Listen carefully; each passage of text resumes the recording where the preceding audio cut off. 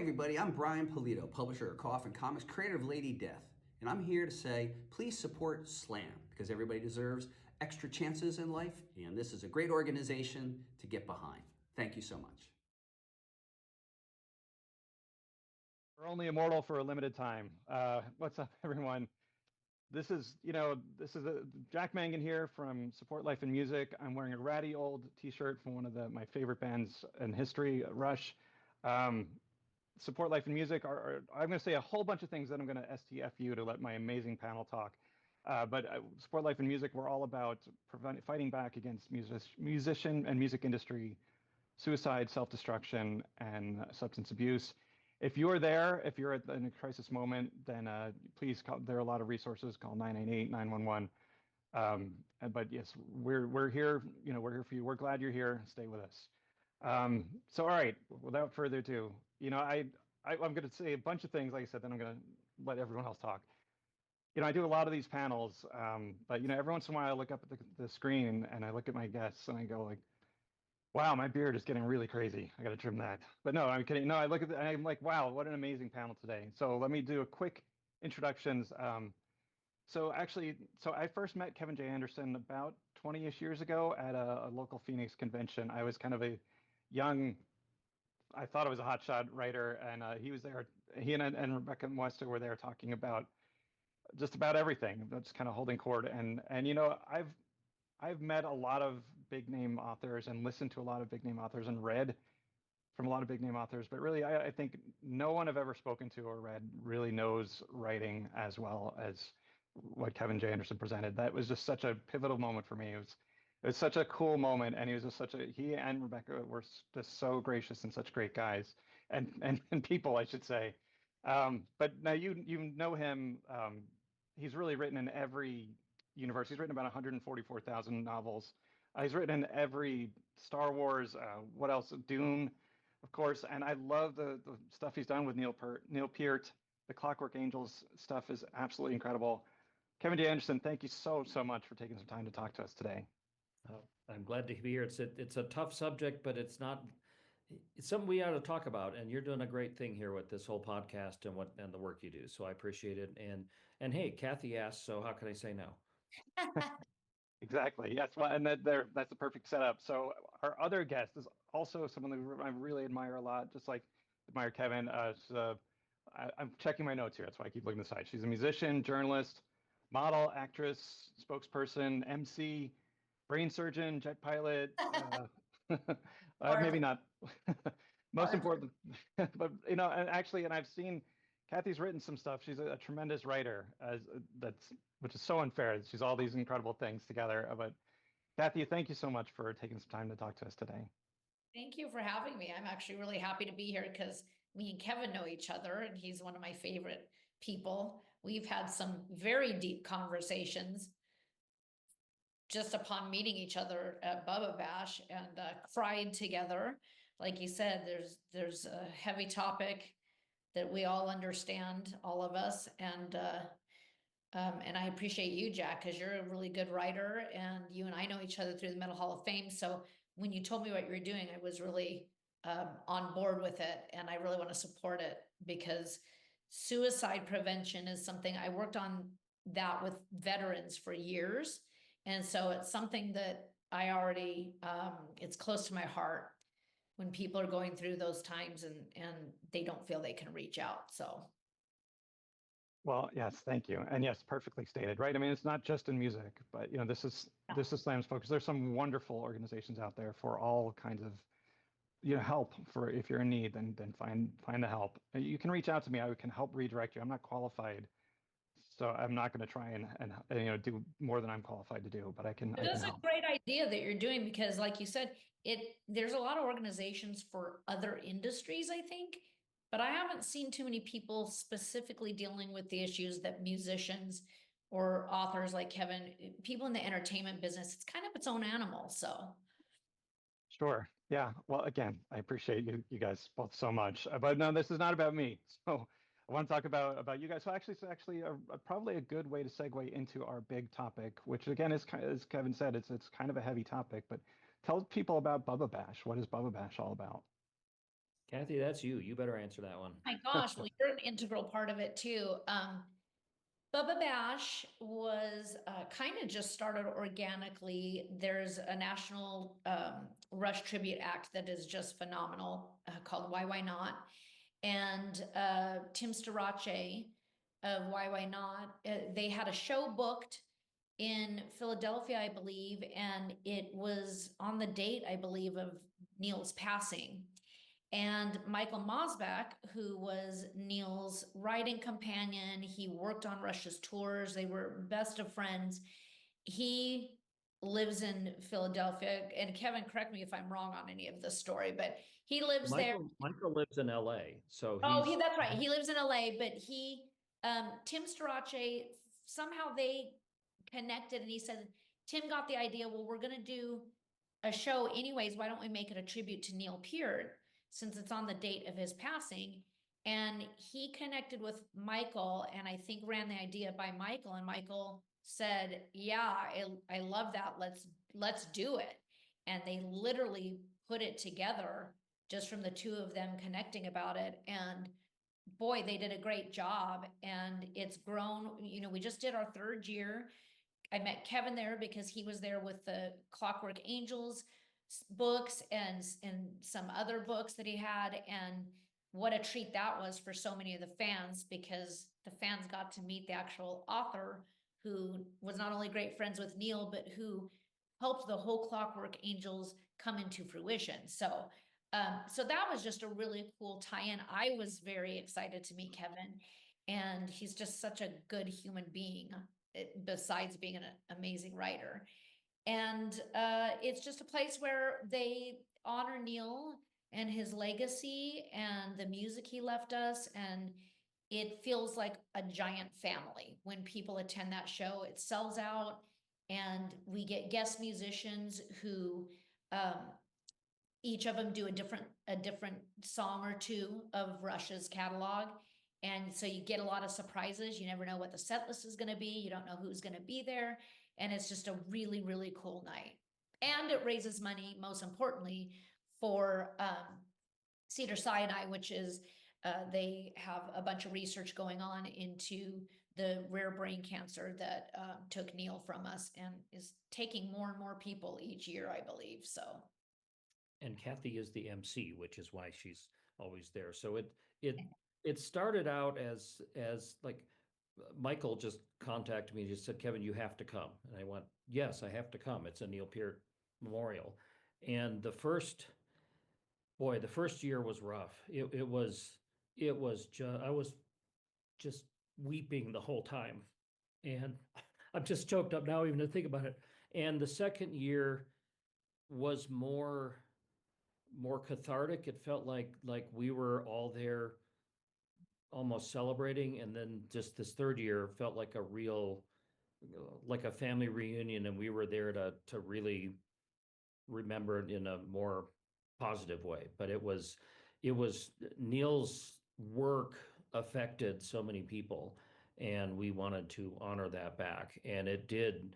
The Bubba Bash event, which raised, I don't know what the exact number, but it raised quite a lot of money for the Neil Peart glioblastoma research fund.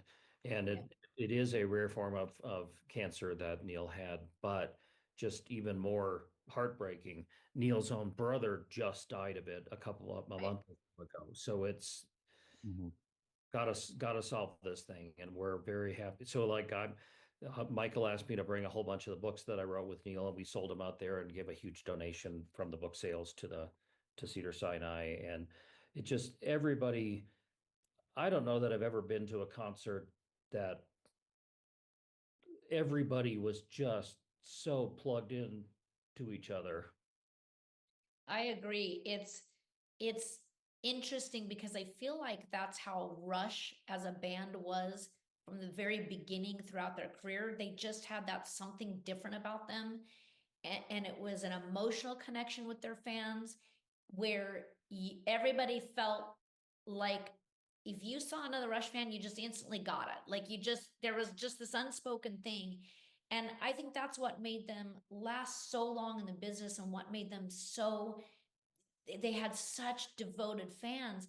And to see that happening in this concert every year when, they're no longer playing and Neil's no longer with us, it's like carrying that on, and you really feel that. Like Kevin said, you've never been to something like that where you just really feel this intimate emotional connection in the room. It's like physically you can feel it. Yeah, I mean, that makes sense. I have not yet, I have a lot of FOMO here because I've not yet been. I've got to attend one of these things. But you will next January. So Yeah. we're gonna see you there. We're gonna force you to get out there. Yes, we'll make it work. Yes, we'll be on the same flight probably, Cathy. We'll Yeah. go from The Metal Hall of long Fame. one. But I mean, it's also, I mean, I've been to, there are David Bowie concerts that go on, there's star-studded affairs, and then there's a great thing called Experience Hendrix, which is a great tour, which has some of his friends and fans. But of course, as legendary as those two artists were, they're kind of long gone from us. But Neil was recent. I mean, I remember I was actually at the Metal Hall of Fame ceremony Not in that 2020. recent, 5 years. Right, right. It Well, still feels raw, but it's been 5 years, yeah. and still I almost every day.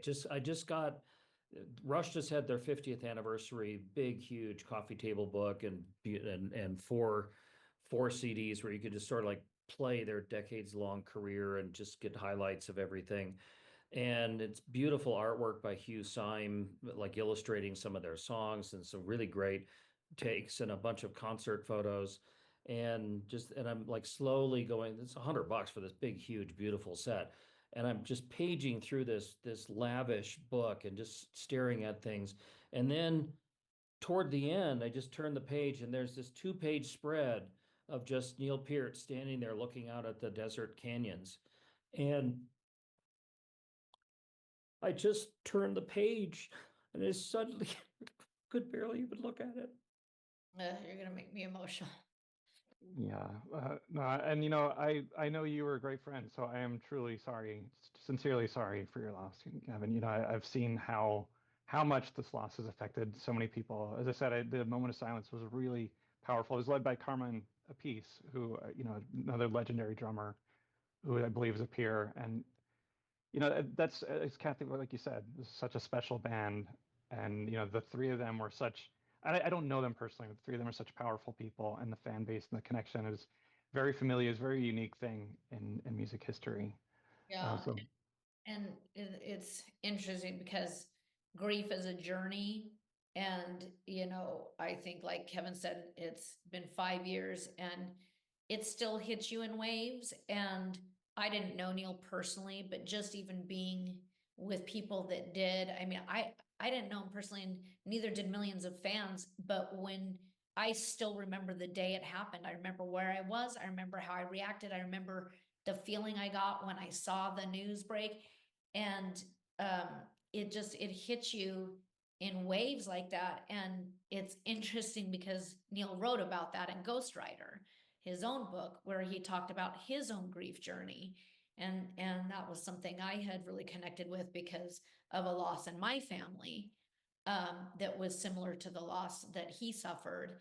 And so, he talked about that process himself. He talked about that journey and how he dealt with it, grief and loss, and then learning to live again. And the horrible irony of that is that when he finally got to retire at the peak and he was so excited about living his life and beyond the band and being a dad to his daughter, and he gets struck with this cancer. So it's a tough one. It's a tough one.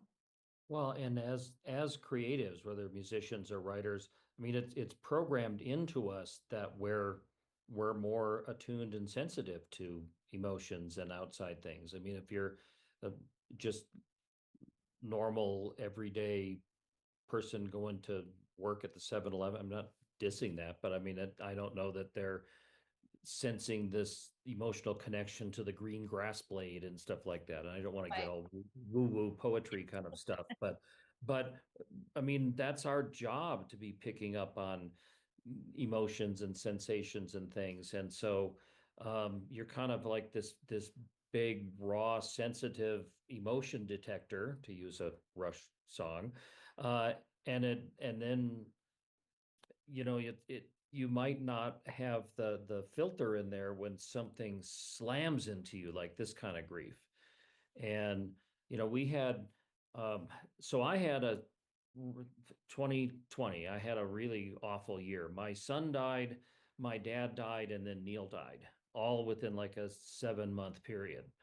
And it was just like gut punch after gut punch. And it it really rocked me for like a long time after that. Like how do I just write my adventure story with dragons after that? And Right. how do I Mhm. just keep on keeping on doing normal stuff?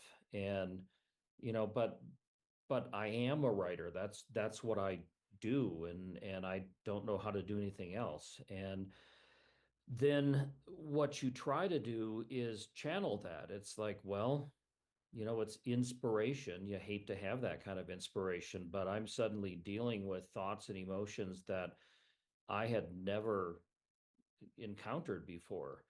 And so when Neil went through horrible grief, I think around 2000, when his daughter was killed in a car accident, and then his wife died, and then his dog died, and that was what initiated the chain of events in the Ghost Rider book. And I remember like trying to comfort him, like, "Oh, I'm so sorry," and all this, and I had no clue what to do, but I did my best, which was pretty stupid and not the best.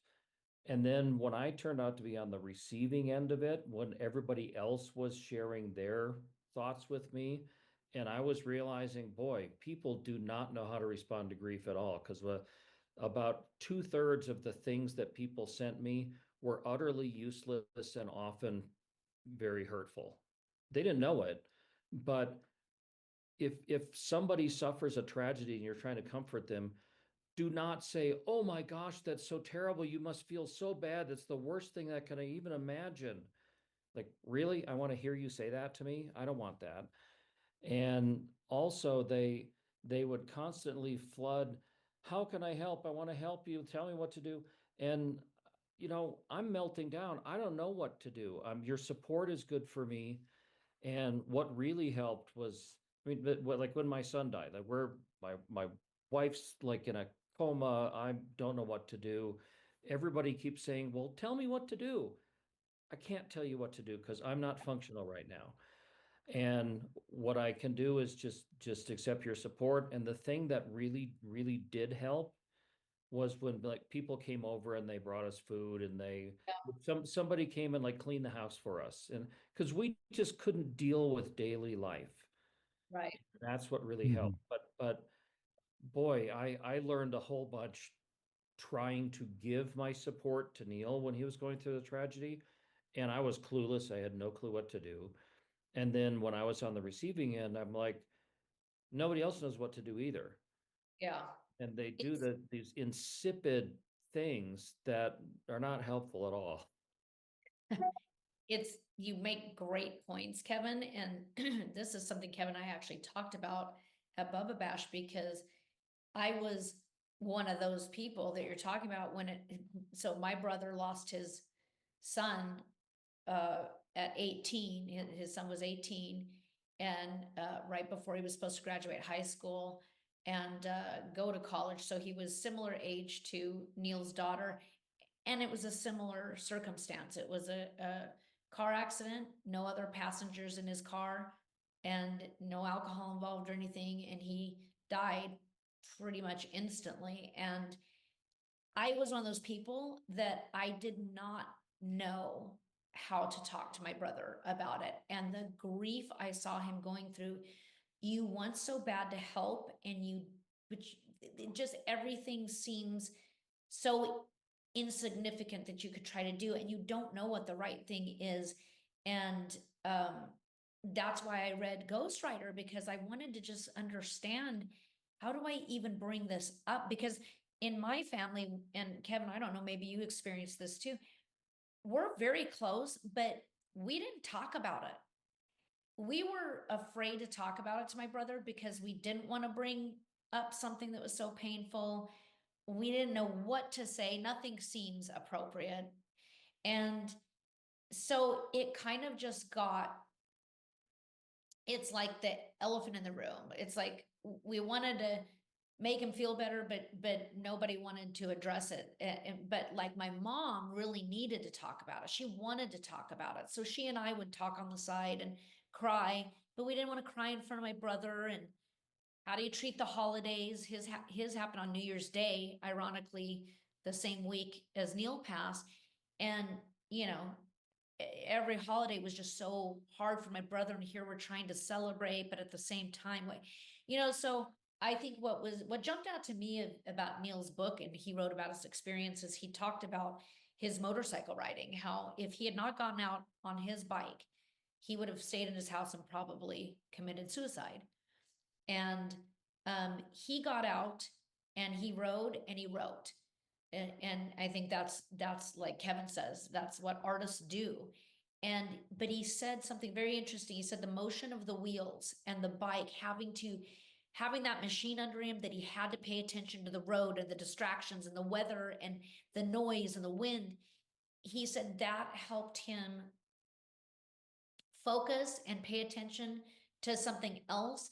And little by little, he said his baby soul learned how to grow and feel again as he went through this literal journey. And it's so interesting because my brother took up mountain biking. So it was the same thing. And he still does it to this day.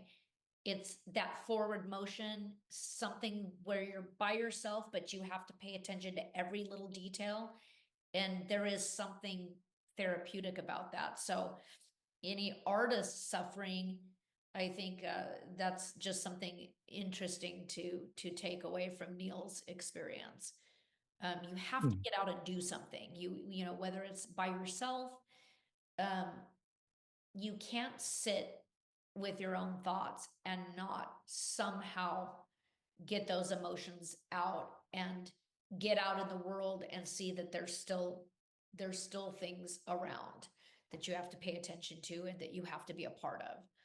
So Yeah, and it requires some alertness too. And actually, I'll add one more thing is that now, of course, again, I don't know the inside of it, but I know that Alex and Getty said that they were just like, okay, he's got to, about his bike ride, like, okay, we'll leave him be, and whatever he decides, if he doesn't come back to Rush, then, we'll let him be. Oh, by the way, and this is a quick light aside. I love that they still called him the new guy, even 40 years later. They said, let the new guy do what he's got to do. This is so goes back to kind of what Kevin said. They weren't like, come on, buck up, man. You'll be fine. They just said, okay. Yeah, don't say suck it up. Come on, stop crying. Yeah. Be good. That does or not. just give it time. That's another one. Oh, just give it time. It never goes away. It never leaves you. You may do some healing, and you may get to a point where you still embrace your life, but that never goes away. Yeah. Well, and one of the things that I'd like to bring up when you're dealing with something like that, even if time has passed and you think things are getting back to normal, your life and your house and everything is just filled with emotional landmines. And like I just told you, here I am sitting there flipping through this Rush 50th anniversary page, and I turned and there's this big picture of Neil that I'd never seen before, and it just hit me like a hammer. And it's him standing out in the desert canyons.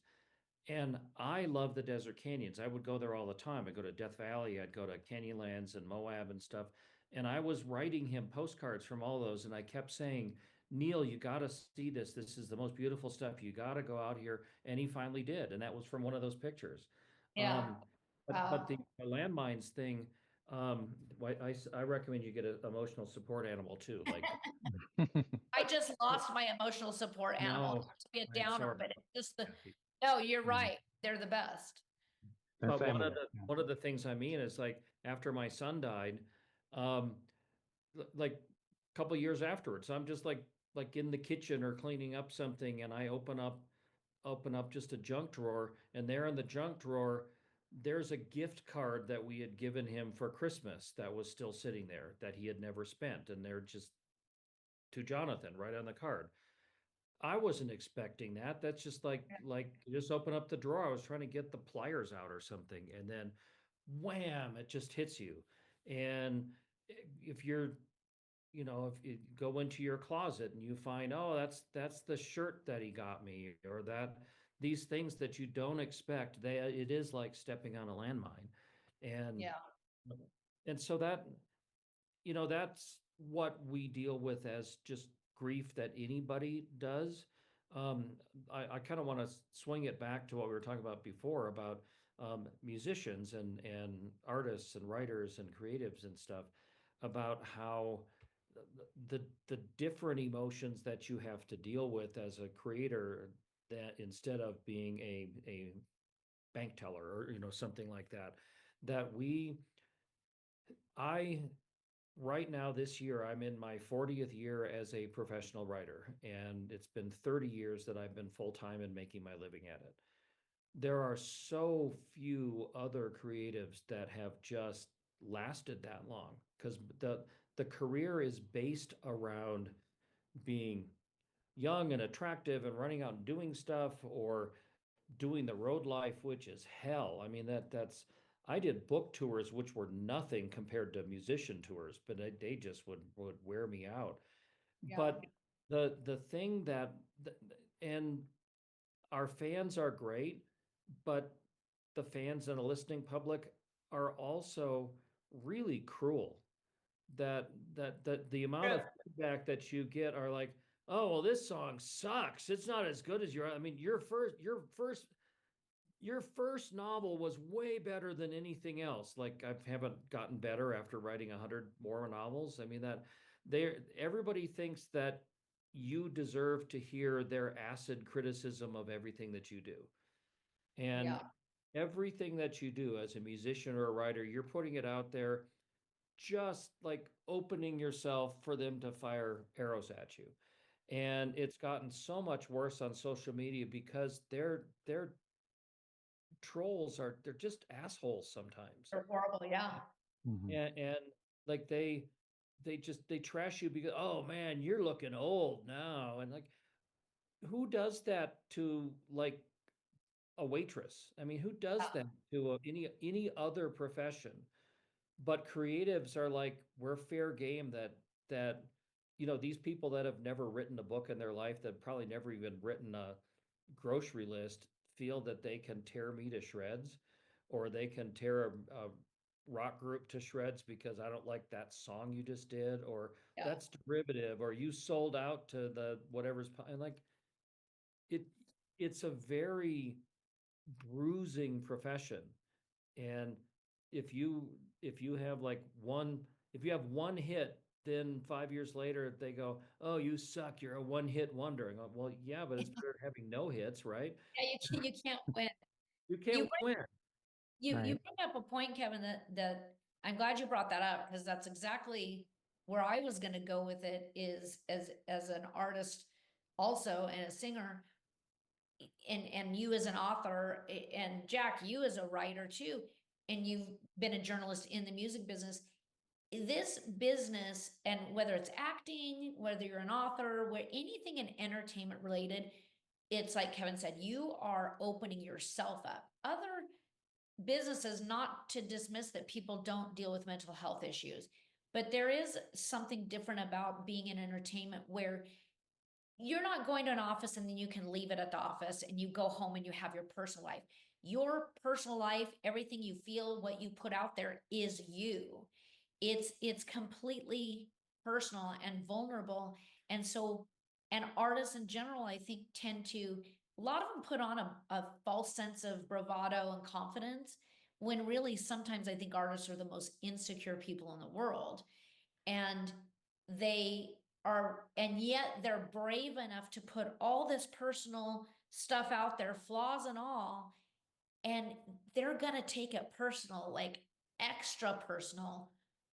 And artists tend to, I know me personally, and I know a lot of people in the business that do this, you can have 1,000 glowing comments about your work, and you see one person say one critical thing, and that keeps you up at night, and you replay it over and over.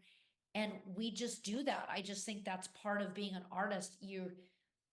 It's weird. You say you're doing it for yourself, but you're doing it to connect with people. You do want to impact people. You do want people to like it, and you want them to accept you and this personal thing that you're putting out there. So I think anybody listening who's in this business or wants to be in this business, just know you're not alone. I think we all have a degree of that in us. And that's, I think, what makes it really, really hard when you start feeling isolated and feeling down on yourself. So I think the key is finding ways, tools to manage that. Well, and Yeah. as a creative, I mean, you look at your Amazon reviews, and it took me a long time to learn just not to look at the Amazon reviews. Yeah. Because I'll have 100 5-star reviews, and there's one 1-star. And which one do I go and read? It's the 1-star. That's the one that I stew over all day long. So just All day. I'm not even of course I had to laugh. My last one was they gave me a 1-star on this book, and it said Amazon damaged my package on the porch, 1-star. And I went, And it's your fault. that's my fault. How dare But you, Kevin? another thing I want to bring up though is that sort of this longevity in a career. Like if your younger listener, anybody who's just starting out, you go, I want to be in a band and I'm going to do this band for the rest of my life, and that's what you want to do. And even if you're successful, the audience likes to move on to the next shiny new thing. Yes. Like, I mean, Rush is this great example. They're 50 years now. Well, their last album was Clockwork Angels when they were just a little before 40 years. So they produced all these things for 40 years, and all people play on the radio is Tom Sawyer. I mean, the stuff that they would play back when there were the biggest hits back in the early 80s or late 70s, but they kept producing great stuff. It's just that the audience moves away and only the diehards keep listening. No, Yeah. Rush, a lot of diehards, but I'm sort of in a similar sense. I had one year I was writing Star Wars, and the Dune books are still doing really well, and I'm writing comics and everything, but I'm still writing, I think, my best stuff, but everybody pays attention to the hot new writer that's out rather than, oh yeah, it's Kevin, he's written another 30 books. And it's just the audience for creative things, whether it's books or music, they go chasing after the next fairy lights. And I'm going, well, wait, this book is the best one I've ever done. And they go, yeah, but you're not shiny anymore. And Yeah. Rush's last album, Clockwork Angels, I think is their best musical stuff in it. I mean, I'm not saying I don't love the other ones, but they really did some great stuff. Yeah. Yes. Radio stations don't play it because, oh, it's that old group. And although Yeah. the Rolling Stones just came out with an album, and I did hear a few times some of those songs being played, but maybe it was just because it's the Rolling Stones and they're literally in their 80s right now performing. Yeah. I think people put you in boxes when you're an artist. I think, and you put out creative work like that. I think people put you in a category or box, and that's how they want to see you. And you may change or evolve as a person, and you want to go show this other side of you, but people won't let you. They want to see you here because that's how they saw you the first time they liked you. So I think that's hard. And Jack, I think it's a cautionary tale because this business, I think social media has a lot of downsides to it for artists. In some ways, there's some great things about it that you don't have to necessarily have a record label, and you can get out there and you can do all these things.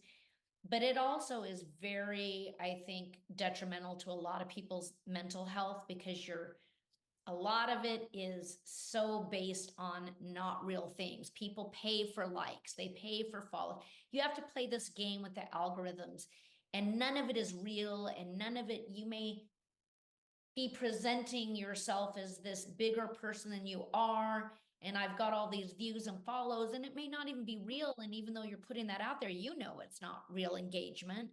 And so I think people get caught in this thing and they think, oh, if I put stuff out on social media, I'm going to be famous. I'm going to be a rock star. And I just think I think it's really been, I think there's two sides of it. I think it can be really positive for truly talented people, but I think can also give a false sense of security or illusions of what you can do in this industry, because it is not an easy industry, and you have to toil. And I'm sure Kevin can tell you this after, being 40 years of writing, and he had to probably do so much grunt work. I've just now come out with my first song, and I've been doing this for, decades in the entertainment business. But you have to put in all those, you can't just be instantly famous because of social media. You have to go through the work. You have to go through the process. You have to eat and breathe and live this, because it's coming from here and not chasing it on social media, just waiting for, I want to be famous. Because I think people that go into it with those illusions are the ones who are most vulnerable, because you're going to realize it doesn't work like that. And so I think people have to be really careful. I think you have to really know that you're doing this for the love of it. And you may not ever be the Kevin Andersons of the writing world. You may not ever be the Neil Peart of the drumming world. Right. Most entertainers don't make a professional living at entertaining. The very few, a very small percentage of people can make it their living. So It's 11%, by the way, just in case you're. That's so what I'm you here have for. to be realistic, and you have to make sure you're a whole person in other areas of your life, because if you're not, you get disappointed, you're not going to have that support system you need. And it doesn't mean don't go for it, but it means you gotta be realistic about it, and you gotta be smart about it. And you have to have good support, and be able to handle if things don't happen the way you want them to happen. And I think that's where a lot of people get into pitfalls. Yeah. And So, even when they do, famous is almost always a spike. It's not a constantly upward. It's you have your big hit, and then no matter what you do after that, it's going to be, well, it's not as good as the big hit. Yep. No matter what you do. And so I've written a whole bunch of the books in the Dune universe.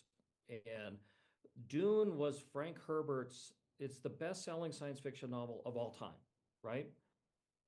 Dune was Frank Herbert's second novel ever. And he wrote 20 some novels after that. And you know what his reviews were after Dune? Every single book said, this is good, but it's not as good as Dune. Everything after that. Like when you do this great thing, you're not allowed to do any less than the great thing ever again. And people, no matter what it is, they're just going to compare it that this, oh, well, they're not as good as when they were in their prime or whatever it was. But to me, here's the good part about it though, is I've just been stubborn enough and stuck around long enough that I'm legendary instead of a has-been. So, you use that, and you can stay around long enough. I'm an elder statesman instead of trying around. So wow. And I'm just so ignorant. I just am throwing things out there, and I kind of don't care what happens, and that I'm just doing it and kind of learning as I go. So I kind of look at mine as, well, I don't expect much. So whatever happens, great. Well, there is a big important thing though, that if you're going after this and truly expecting to pay your bills with what you make on your creative endeavors, whether you buy your house, or you're paying your rent or whatever, it's not a stable job. Yeah. I mean, I can sell a great book contract this year, but there's no guarantee they'll buy one next year. Right. And Right. how do you get a mortgage on that? So you really need to figure out how to keep yourself stable. And that goes for your mental health too, is that if I was worried about the electricity being turned off if I don't sell a next short story, I would be messed up as a writer. How do you work like that? Yeah. And so I've built up, I mean, I have 100 different irons in the fire and different things. So I'm in pretty good shape. But when I was starting out, I had a full-time regular job, In fact, I recommend strongly, don't quit your day job. If you got something that gives you health insurance or vacation days or retirement plan and you can stand it, by gosh, keep that and then do your creative stuff on the weekends or the evenings. Yeah. I was going to say, you guys are both 100% still relevant. I'm out there in the communities and fandoms, so I know that no one's like Kevin J. Oh yeah, that's the Star Wars guy. I know that there are probably some morons who think that, but no, I know you guys are still doing it. But I want to follow up on what you just said, Kevin, because this is something that we've touched on in previous discussions here. Is that the whole perception, the public perception, and even for artists, it's like if I'm not in a mansion through my artworks, then I've failed. If I'm making a middle class lifestyle, that's a failure. That perception has to go away. I think you need, if you are paying the bills, or if you're paying 50% of your bills through your art, that is a wonderful thing. And celebrate that. That also means you have a fan base. Celebrate those people, celebrate that connection and that level of success. That's my 2 cents in that. I think that's a wonderful thing. Even if you're not fully paying your bills, if you're doing okay, man, that's a win. That's huge. Yeah, You just and don't for a and don't do vacation it or something. and don't do it with fame as a goal. Fame should never be the goal. Making it is just being able to put out good work that you feel good about and that you feel by sharing it, it can do something inspiring or good for somebody else. I think if that's your motivation, instead of just, there's a lot of people who are out there, look at me, and it's not really about, I just have this burning desire to do this and it's what I've always felt and I want to share it in a way that it's going to benefit somebody else.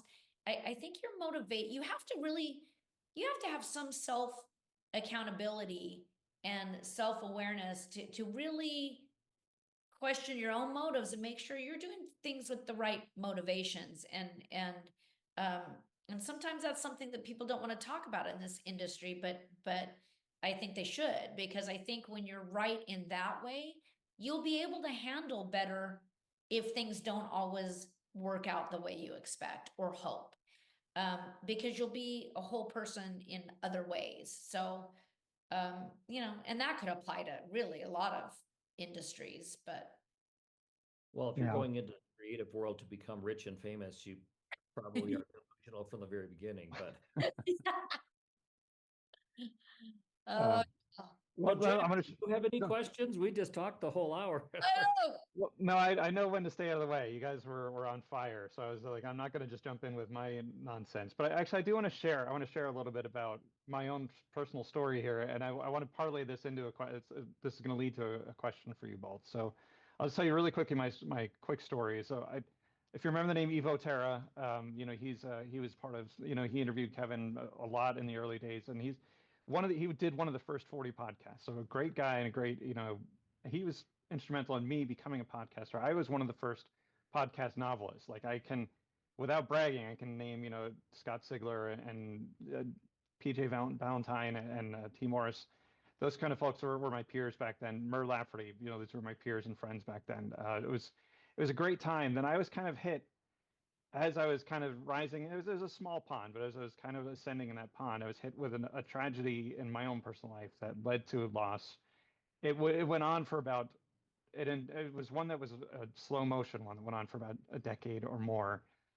Just something that I had to deal with every day, and it just really took a lot of wind out of my sails. And I remember you said something earlier that almost took me out. I almost had to go to the corner, Kevin, because you said something earlier. I was thinking, I was putting out a weekly podcast, and there were some days where the day would be hell, and the days leading up to that would be hell. And then I would sit down at the computer and like, okay, now I got to be funny. After like just all that, now I've got to kind of put out good content that's engaging and be funny. And there's some days I couldn't do that, and so eventually I managed. Eventually I did. I wouldn't say pod fade. Eventually I retired that a couple of years ago when I did the Am I Evil comic based on the song, the classic Diamond Head song Metallica's done. I remember seeing, I was doing a little bit of publicity, and I was seeing people saying, "Oh, I remember Jack Mangan."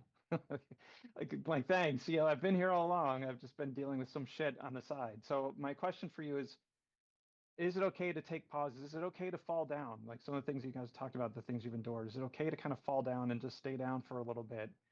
And what what are your feelings on that? I mean, again, kind of getting back up and I know I realize we're low on time, so I wouldn't want to keep you guys too much longer. But I want to ask you guys both about how you've dealt with that, like just the feeling of like I'm just gonna I've been rocked. I need to lie down, and I don't know when I'm gonna get up. Wow. Whether it's okay or not, I don't think you have a whole lot of choice in the matter if somebody hits you with a sledgehammer. I mean, and it, it was something that I had not really had any experience in suddenly dealing with tragedy like that. And you know how some people, when say they get diagnosed with cancer or some health thing, some people are absolutely, they don't want to talk about it. They keep it a total secret. Nobody knows about it. Um, I'm much more open. I mean, when my son died, it's like I'm posting, and that's kind of how I'm processing it. And the the flood of love and support that I got back was was not something I expect. I mean, not that I didn't think people would feel that way, but I didn't expect how I would react to it, and it felt like I was just being engulfed in this wave of love and respect and support, and that was hard for me to deal with. I'm just like, I didn't know how to do this, and I found that to be, I'm just open and expressing it because I'm, as a creative, that's what I do. I try to express the things I'm thinking of.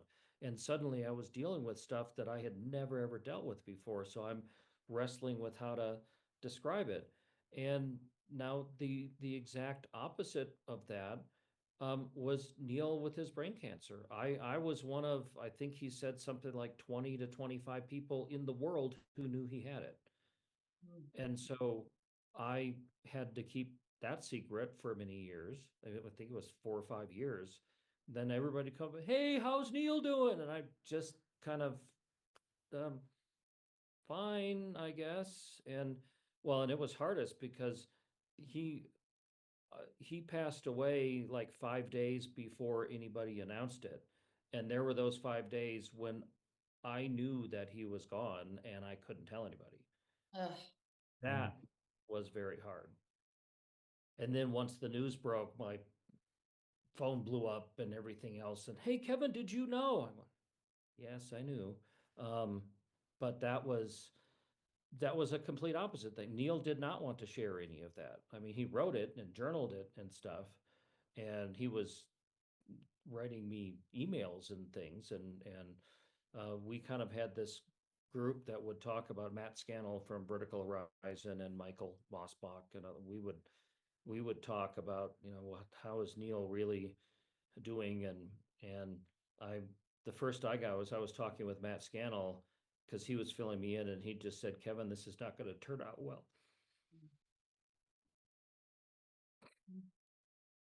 I'm sorry. Yeah. I met Matt just recently, and he still tears up like you, Kevin. We talked a little bit about Neil, and just the tears came. I mean, I can't, I saw my brother go through the grief of losing his son. I can't pretend that I know what it's like to be in Kevin's shoes or my brother's shoes or how I would deal with it.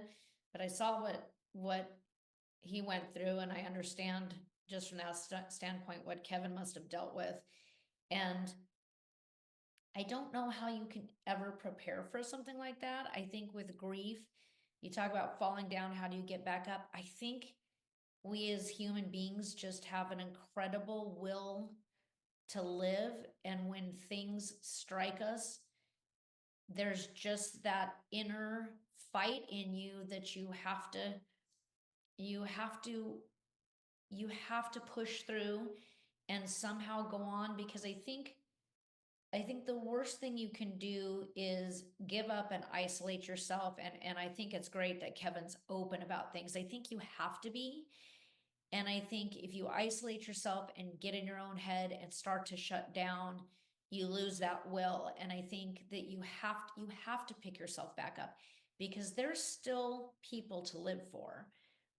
You still have a purpose, and it doesn't feel good. It doesn't feel good to, there's nothing that can make you feel okay about what's happened to you, but you still can have a purpose and use it to help somebody else, because we all are going to be touched by loss or grief at some point in our life.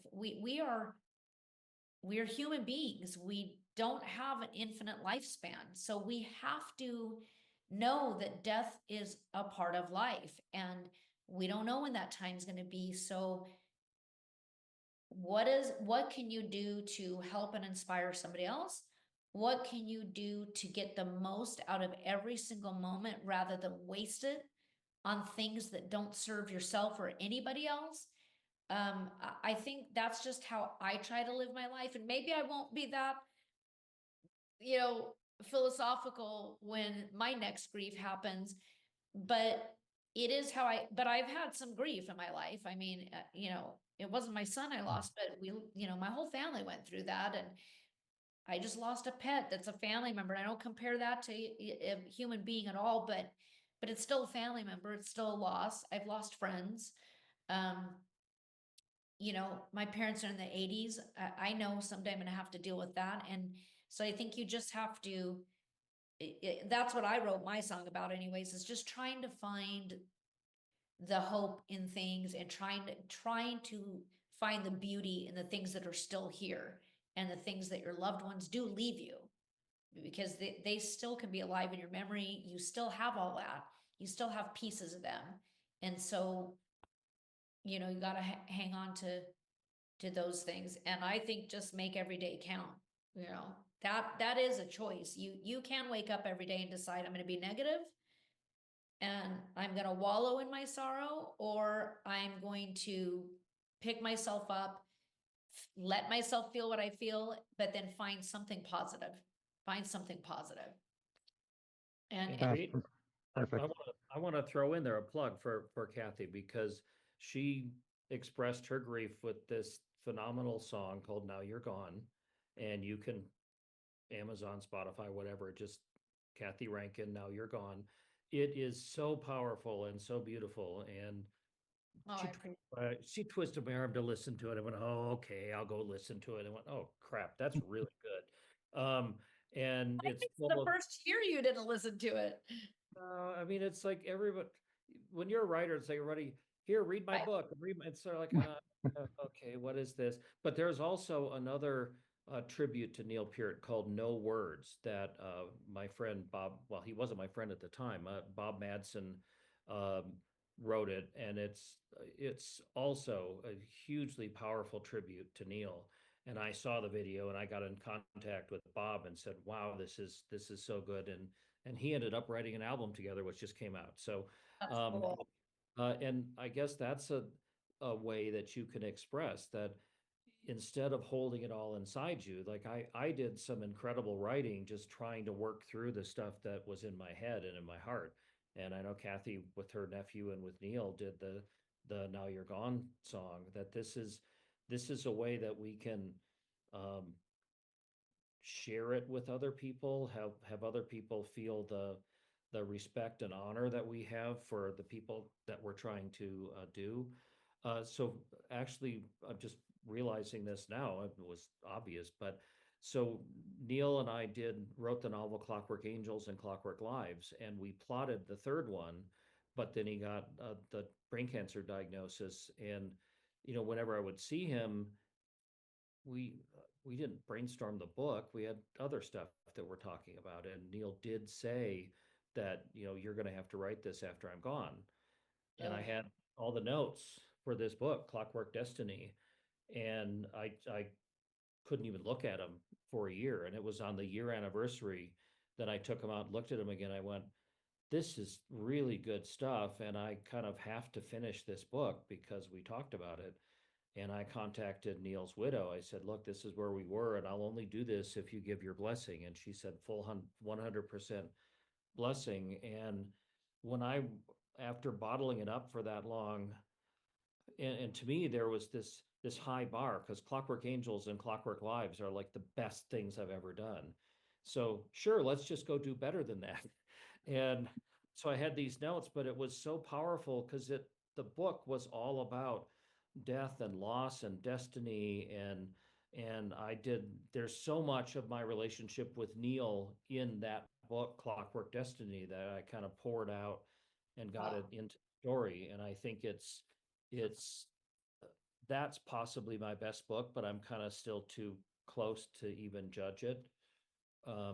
But that's again how I had to work through it, and I felt that that was the best way to honor my feelings by getting them on the paper to maybe move other people as well.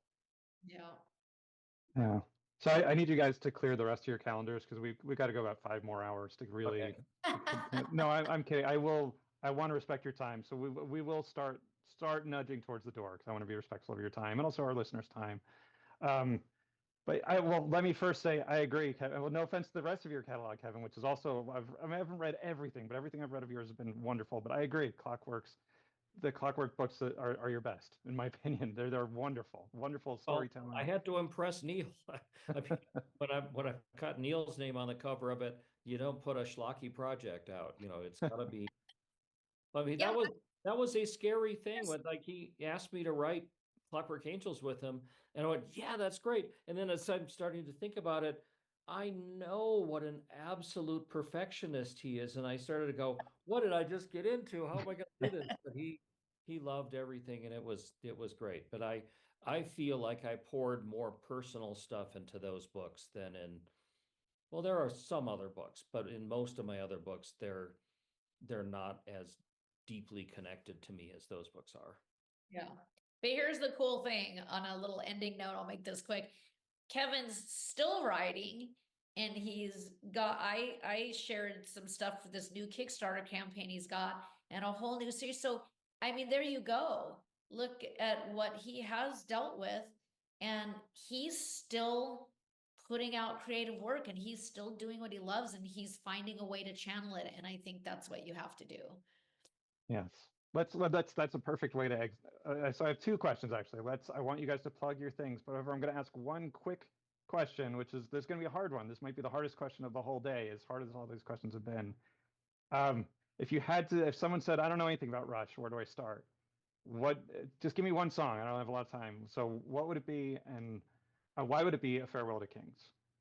That's my choice. My choice is the song. So I know that's not album. Okay, because why would anybody just play a song? We got to get them to want. That's right. I cannot limit it to a song. It has to be an album. I know. It's an impossible question. I know, but I Farewell to Kings might even be my starter album. But if I pick this one, then I can't pick that one. And right. I just always cheat. I say 2112, Permanent Waves, and Moving Pictures. Try those three. Start there. Yeah, and I would, even I would say just Moving Pictures because that's probably the most accessible thing that would get them hooked. It's like, here, kid, here's a free sample of my high-powered drugs here, and although personally I have played Moving Pictures so much I rarely play it anymore just because it got me into them, but it wasn't my favorite album. I mean, I love it, but man, there's so many other albums I love even more. But I was playing stuff that I knew was going to annoy my parents, and so I loved kind of the Geddy Lee screaming at the end of Cygnus X1. That just really annoyed them. So anyway, the thing is so here, let me just give you a last example. The Rush has this really good heartbreaking song called Bravado. It's off of the Roll the Bones album. And they played it on their Clockwork Angels tour. And we're in like 7 rows back or something. Everybody's standing and Rush is playing Bravado and we're standing. I'm just loving every minute of it. My wife and I were there and I looked to random guy next to me, random Rush fan standing there next to me. And he's just standing there. He's got tears just pouring down his face.